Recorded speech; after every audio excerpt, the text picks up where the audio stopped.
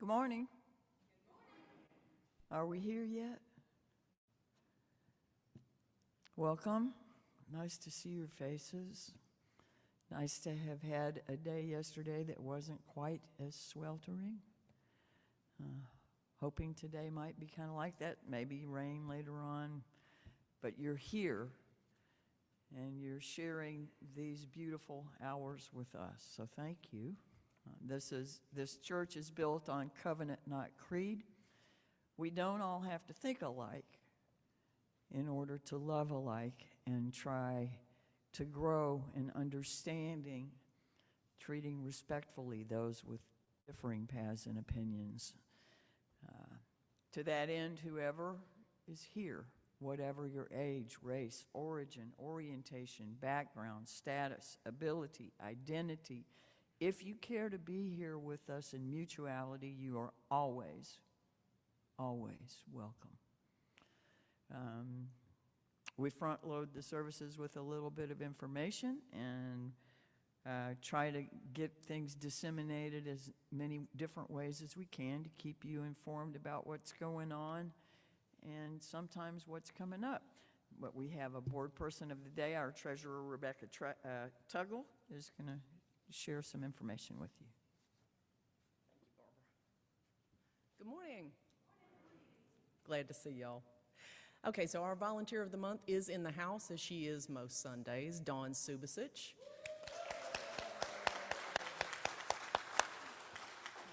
Dawn does a lot around the church, so I'm not going to spill all of that, but building and grounds, she shows up almost every time they have it. The Highland Blessing Dinner, the camp out that was so successful on the grounds and that we hope to do one of these days again, hopefully before we get out of here.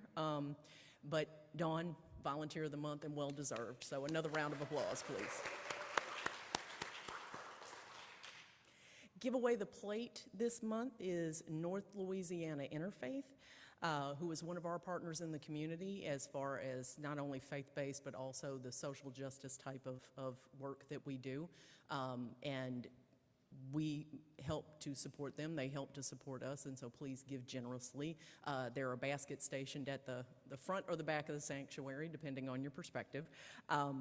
So you can drop your donations there. You can also go online, and Steve will have comments in the chat as to links to do that online as well. But we also have QR codes at those baskets if you prefer to do it that way. We also do Zoom lunch on Tuesdays. Those are now in person as well as online. So if you wanted to come in and have lunch with some All Souls folks, that would be a good time to do that. And of course, the Highland Blessing Dinner is on Thursdays. The first Thursday of the month is technically ours that we host. But of course, if you come any Thursday, that would be more than appreciated because more and more people seem to be coming. Get there at 5 o'clock. We promise you get out of there by 7 o'clock. It's really that quick and that easy. You can be a server, you can be a table host, but whatever, it would just be nice for you to come and help out. So those are all the announcements I have today. Thank you.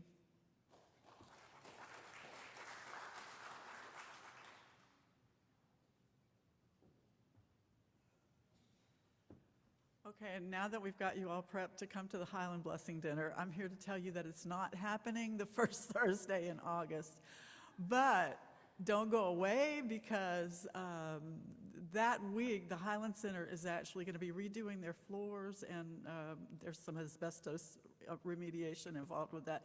So that building is going to be closed for that week, and we are going to be a backup site for Louisiana Aid to Immigrants in Detention. We may end up housing a few people here, we may not. They're going to try to work it to where we can kind of meet people at the airport and get people on their way, because our capacity obviously is not, is nothing like the Highland Centers, but the board has approved that, we're going to bring some cots over here, we're going to have some food, we're going to, so we may be calling you for some help with that if it turns out that we do have guests, and I'm happy to talk to you more about that after the service. Another thing, game night is this Friday, right? It's this Friday. It's the third Friday of the month. And this week, in addition, there'll be board games, cards. I know there's usually a really exciting game of dominoes that goes on. But in addition to that, if anyone is interested, we have a lot of extra dye left over from tie-dye. And if any grown-ups or kids would like to tie-dye that night, if people are interested, I'm gonna set up out back. So you can talk to me today and let me know that you want to do it. You can email me at dre@allsoulsshreveport.org. I think it's in the order of service, or my email is everywhere. Just look anywhere, anything All Souls, and you'll find it. And so if you are interested in tie-dye on Friday night, just let me know. And I know there was one more thing, but of course, I've forgotten it in the walk from the pew to here. So that's it. Thanks.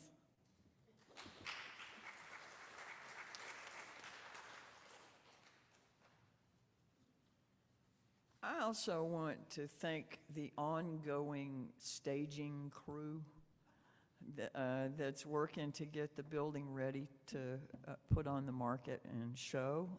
They are doing some awesome work. Classroom clean-out has been fabulous, and the office aspects of the office get better all the time. It's just rather stunning, and I am particularly grateful for that. I want to invite you now to let yourself get here.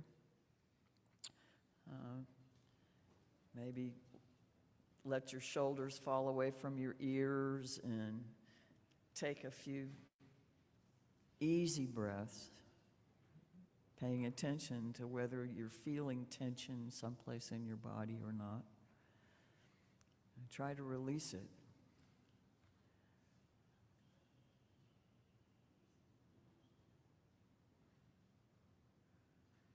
As we enter a spirit of worship.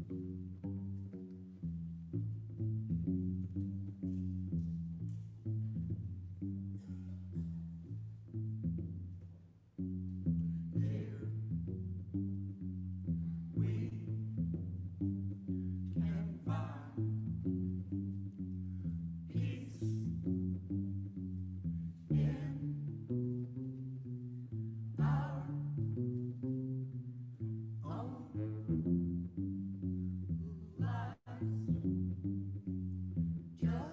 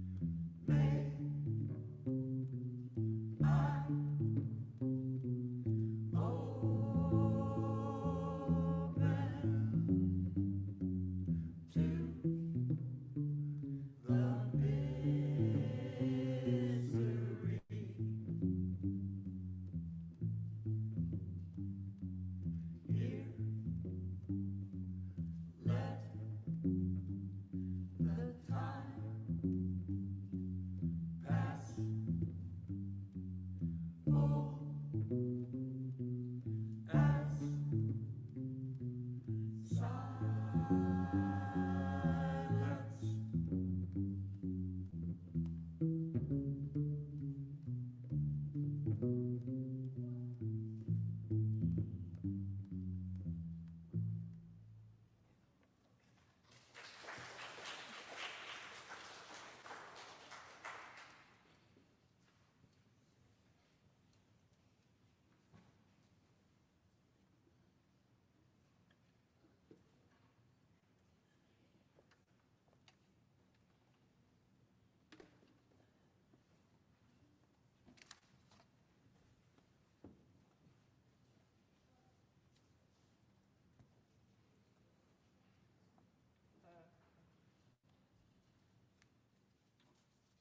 got part before y'all.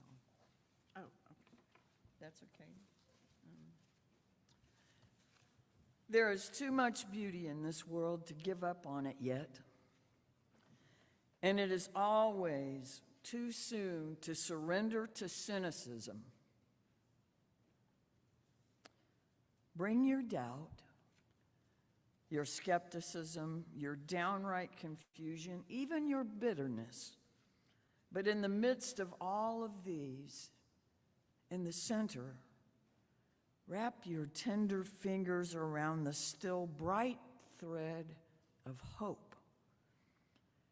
Feel in your heart that still steady hunger for something more.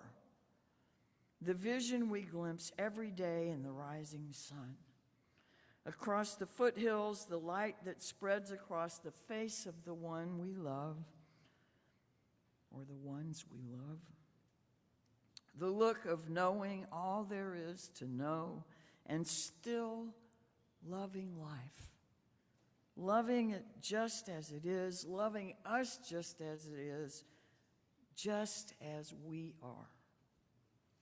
For this hour, we come to celebrate, to praise, to give thanks, to refuse to give up, to steady ourselves. Keepers of hope, brave builders of this still possible world, come, let us worship together. You're the plain text. Okay. Peace is more than the absence of worry. It is the creation of safe havens for all. It is the building of security for everyone. It is the forgiveness of self as well as one who would harm you. Let us seek contentment. Let us learn peace. Peace is more than the absence of discordance. It is the intent listening to diverse points of view. It is the intentional speaking of all voices, one at a time. It is the attention within silence that welcomes all thoughts. Let us seek harmony. Let us learn peace. Peace is more than the absence of tension. It's the studying. It is studying the hard lesson of letting go. It is breathing through pain into tranquility. It is forming friendship out of enmity. Let us seek serenity. Let us learn peace. Peace is much more than the absence of war. It is observing the promised truths when anger would say no. It is finding the just compromise when the ego would say, my way. It is striving for reconciliation when the heart would say, revenge. Let us seek amity for all the earth, all the earth. Let us learn peace. Thank you. Do we have anybody that would like to lead the first part of our chalice lighting this morning?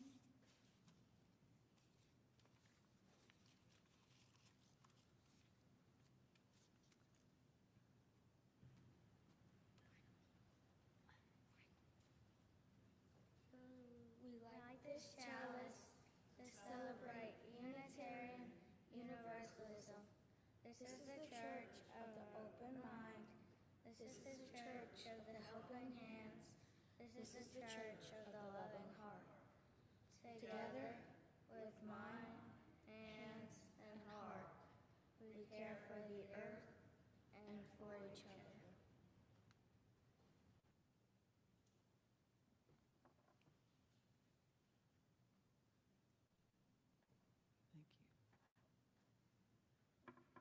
Thank you both for the wonder and inspiration we seek from stars and sun and all the lights of the heavens. We light this chalice, the fire that burns deep in the soul. It's the flame of the human spirit touched into being by the mystery of life. It is the fire of reason, the fire of compassion, the fire of community, the fire of justice, the fire of faith. It is the fire of love burning deep in the human heart, the divine glow in every life. Fire consumes and casts a bright light. May our chalice flame consume our regrets for the past, our fears for the future, and our worries about today. May it light for us a path of joy and of peace. Would you please rise in body or spirit and say the unison affirmation with us, as you will.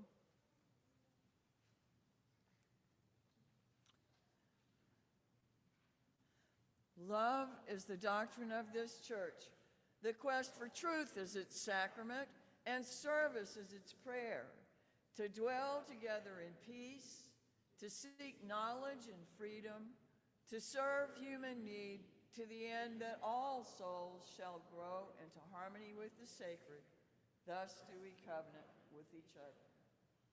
We have several hymns as well, songs we're going to do for our opening. If they'll all be up here, you can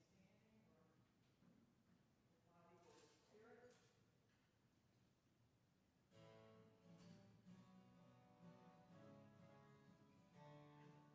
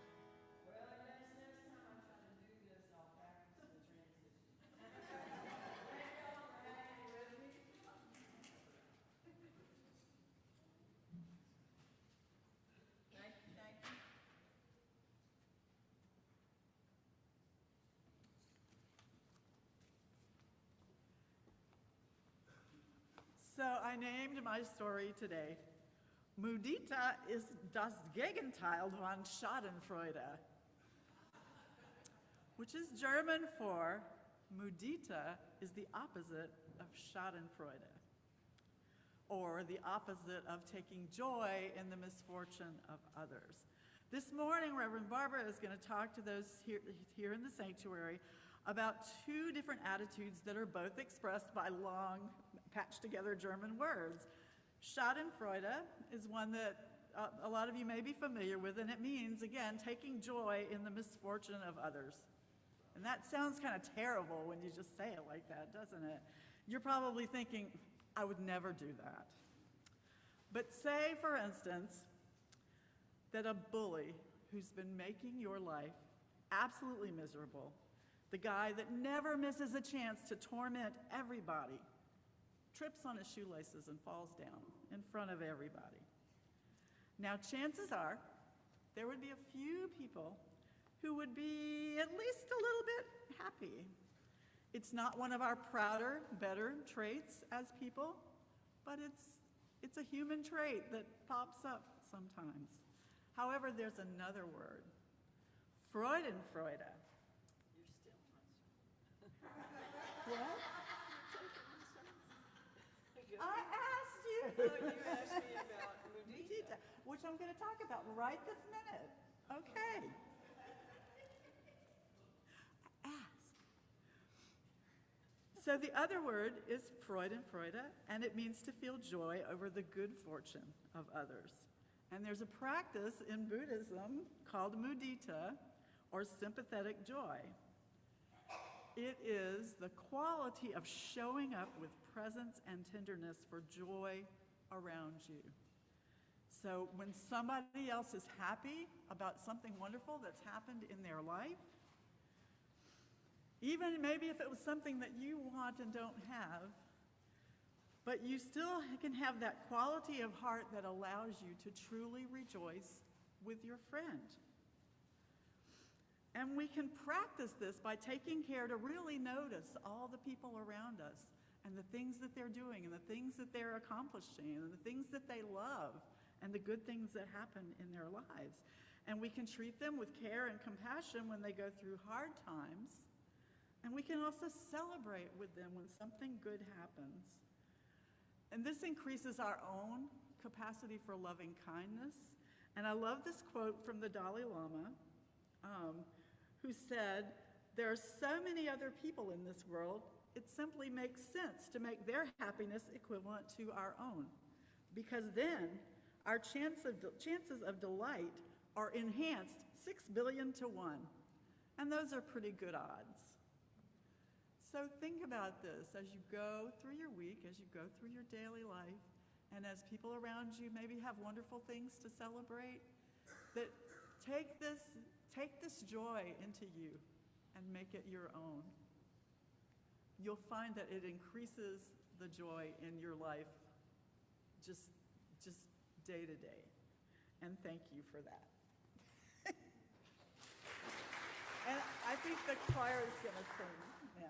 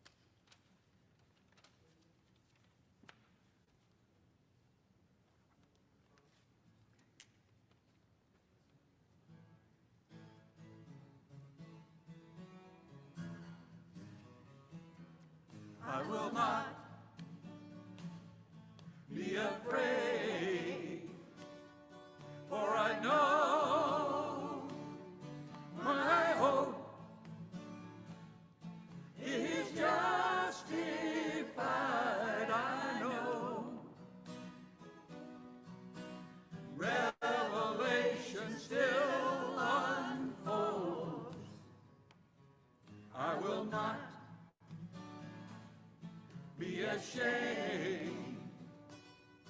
I will open my soul to the mystery beyond my control. The love that makes this broken world whole. There is only silver down the road a body can see. I will do what's mine and move on. Spreading truth with love with powers ever greater than me. With compassion, I'll be where I belong. I will not be afraid, for I know my hope is justified. I know revelation still unfolds. I will not be ashamed. I will open my soul to the mystery beyond my control. The love that makes this broken world whole. Not afraid of the love that makes this whole world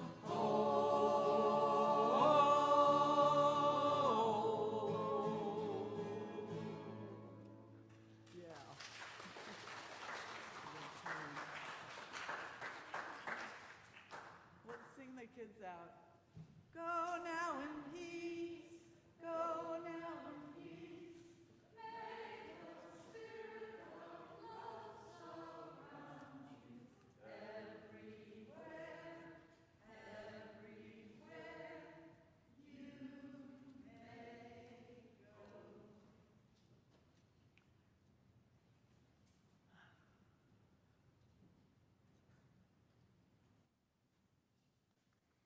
This morning we have a responsive reading. It will be on the screen, and I don't even have the page number from our hardback hymnals because I'm trying to encourage everyone to keep their heads up and looking around at one another rather than buried in papers and books. So we've limited the number of orders of service we print. We've put everything on the screen, and we hope you will sit close enough so that that accommodates your eyes, unless you can't, and then we have large copies for you to use in the back. Makes sense, right? Network of Mutuality by Martin Luther King, Jr. We are caught in an inescapable network of mutuality, tied in a single garment of destiny. Injustice anywhere is a threat to justice everywhere. There are some things in our social system to which all of us ought to be maladjusted. Hatred and bitterness can never cure the disease of fear. Only love can do that. We must evolve for all human conflict a method which rejects revenge, aggression, and retaliation. The foundation of such a method is love. Before it is too late, we must narrow the gaping chasm between our proclamations of peace and our lowly deeds which precipitate and perpetuate war. One day, we must come to see that peace is not merely a distant goal that we seek, but a means by which we arrive at that goal. We must pursue peaceful ends through peaceful means. We shall hew out of the mountain of despair a stone of hope. from D.C. Fortune. My theology understands humanity as simultaneously fragile and resilient, weak and strong, greedy and generous, mean and compassionate. I see the divine spark in the tension between those opposites. I see the divine in the generosity of those who often have the least to give, in kindness offered by those who would arguably have the most reason to be bitter.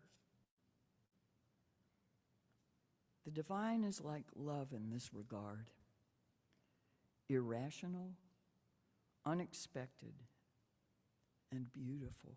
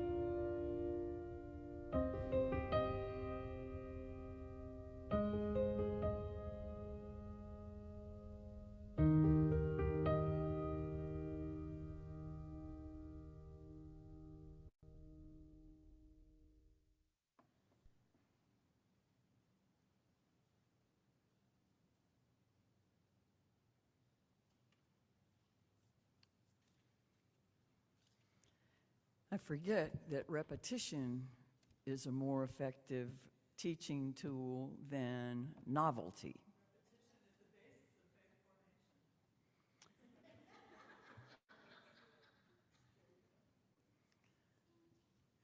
So excuse me, I'm sorry about that. But that's not what you said. just saying. So the title was inordinately long for today. It was Schadenfreude, Freudenfreude, afraid of Freude, and Freude. So Schadenfreude is, pleasure that you get from, or that one gets from another's misfortune.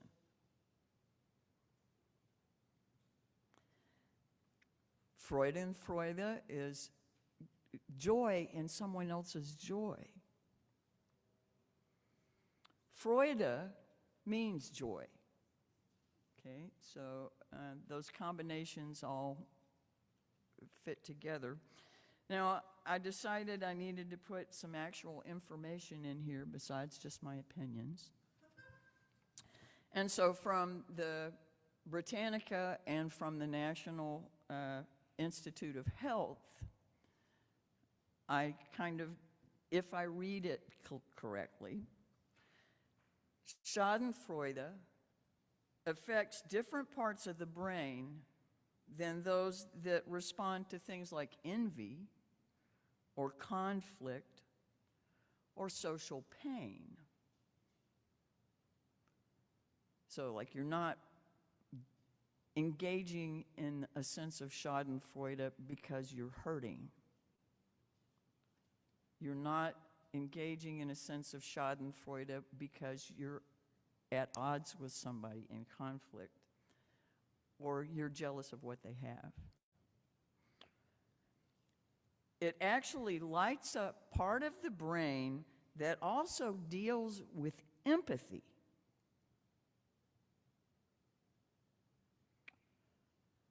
The ventral striatum is the name of this part of the brain. I have no background in neuroscience whatsoever, so if this is all wrong, you can tell me later. The ventral striatum is part of the subcortical brain region that is supplied with dopamine-related neurons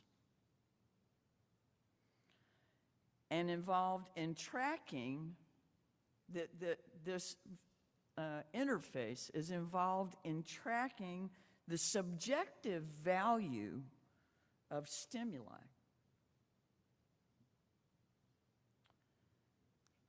And the expectation of reward from such stimuli.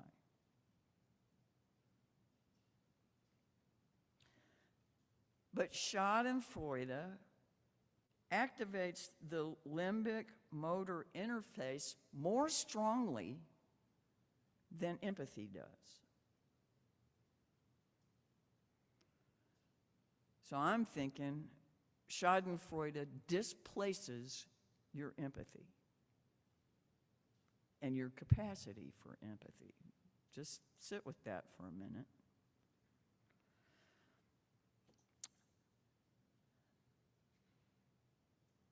The interface is a sorter that guides behavior and is a gateway from the amygdala, or the emotions, and the prefrontal regions that deal with planning and decisions and behaviors.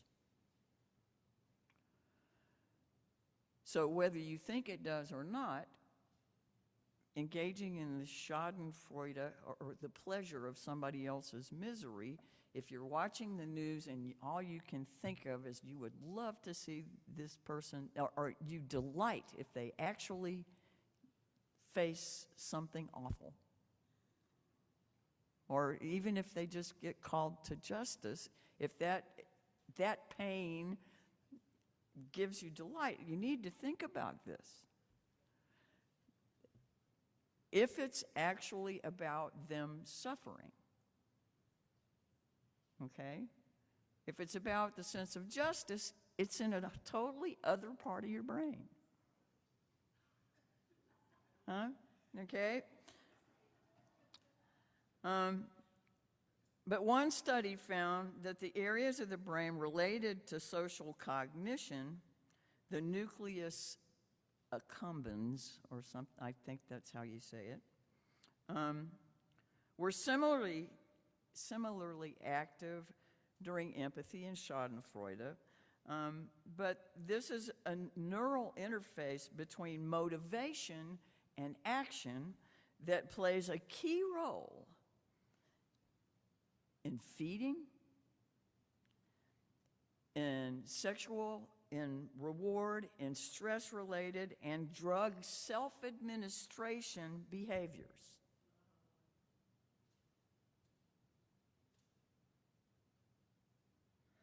Now, I'm thinking it's not too big of a speculative jump to think that these aspects of the brain's workings are also in significant overlap with addictive behavior.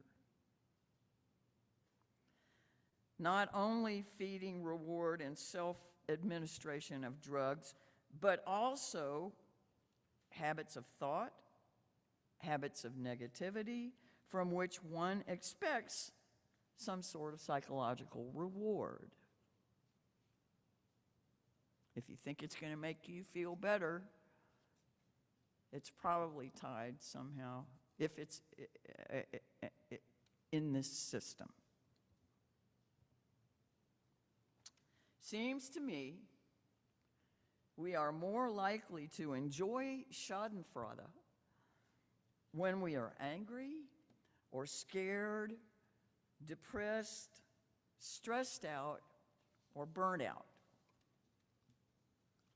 and more likely to have Freudenfreude when we're feeling relaxed or content or empathetic, at peace with ourselves, or grateful. So sometimes we might want to think about what that little guilty pleasure is costing us neurologically.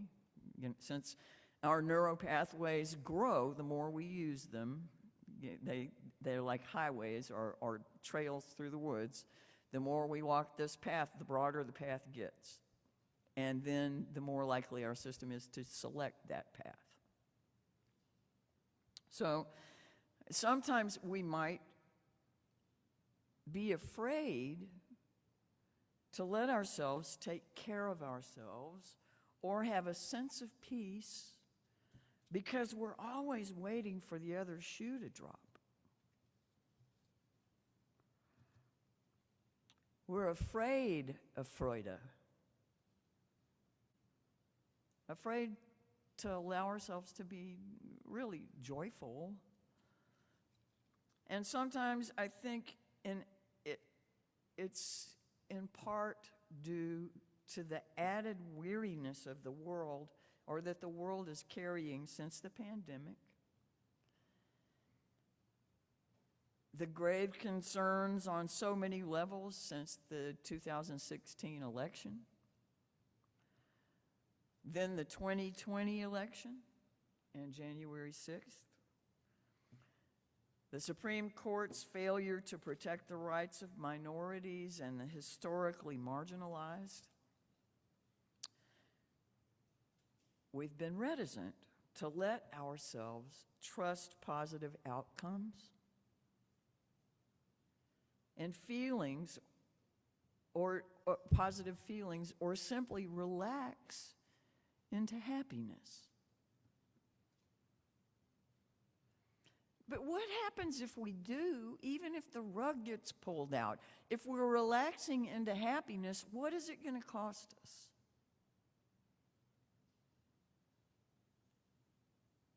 If we're still being who we are in this world, doing what we can do in this world, taking the actions that are ours to take. What does it cost us to try to relax into happiness and joy?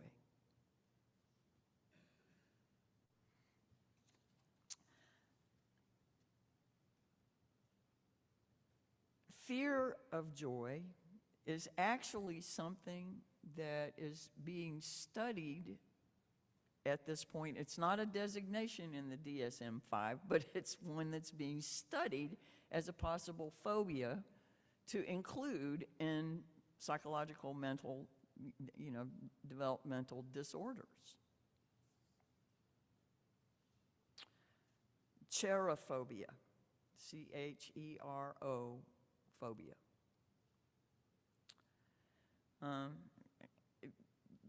Originating in like Cairo,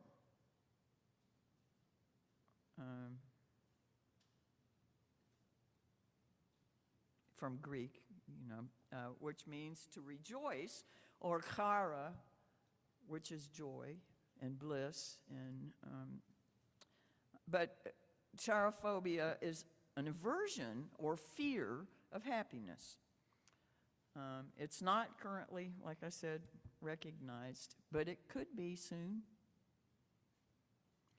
And if we keep up with our weariness and our fear to let things be joyful, it probably will be a designated thing sooner. Now, there are multiple types of happiness, and as such, an individual can have varying feelings and degrees of aversion toward that happiness.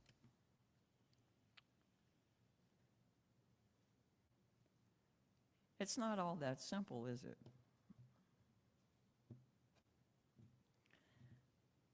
So maybe we need to be freed in Freude. Release ourselves into a little bit of joy. Doing the self-care and practices that give us some sort of inner well-being frees us up to celebrate, rejoice, delight in others' good fortune,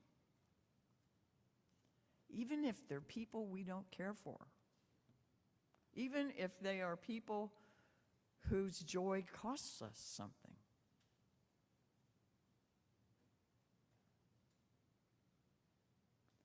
Because empathy's in here.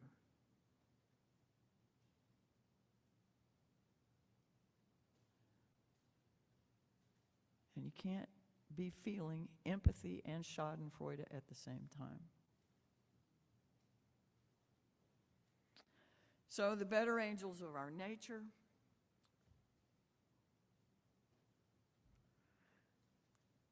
we are not a vindictive tradition. We try to be solution-centered and compassionate and aware of our underlying motivations. So don't you think it behooves us to be mindful of the indulgence of Schadenfreude?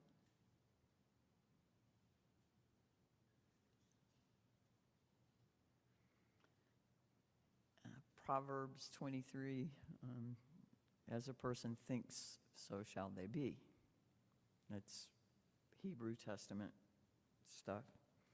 Whether or not you care for the phrase spiritual journey, keeping the inside and outside health aligned requires tending and attention.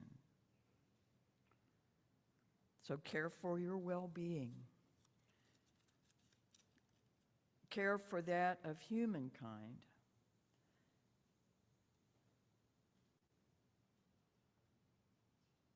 Share as many thoughts toward joy, shape as many thoughts towards joy as you can, and seek your rewards in loving ways. There's a Marianne Evans or George Eliot quote here. If you sit down at set of sun and count the acts that you have done, and counting, find one self-denying deed, one word, that eased the heart of one who heard, one glance most kind, that fell like sunshine where it went, then you may count that day well spent.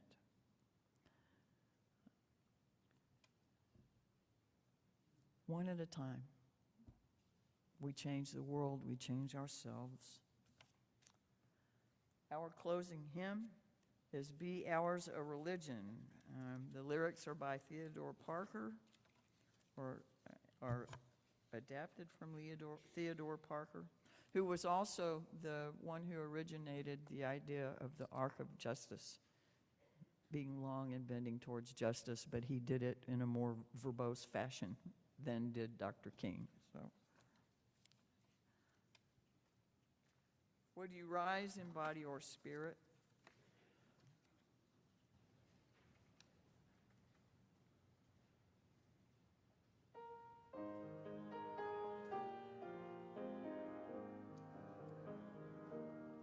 Be ours a religion which like sunshine goes everywhere. Its temple, all space, its shrine, the good heart, its creed, all truth, its ritual works of love. Let's do that again, please. Be ours a religion which like sunshine goes everywhere. Its temple, all space, its shrine, the good heart, its creed, all truth, its ritual works of love. Y'all are good people. Let's just keep working on it a little bit. Be just a little bit more mindful. Give up a little bit more guilty pleasure so that we can be just a little bit more loving as we go. This is the message of our faith, to act with passion in the face of injustice, to love with courage in the midst of life's pain. This is the meaning of our chalice flame. May it empower our hearts until we're here together again. We extinguish the chalice flame, daring to carry forward the vision of this free faith, that freedom, reason, and justice will one day prevail in this nation and across the earth. Go in peace, go without fear of joy or injustice. Go with love and the intention to carry courageous kindness. Ashe, amen, so be it, blessed be.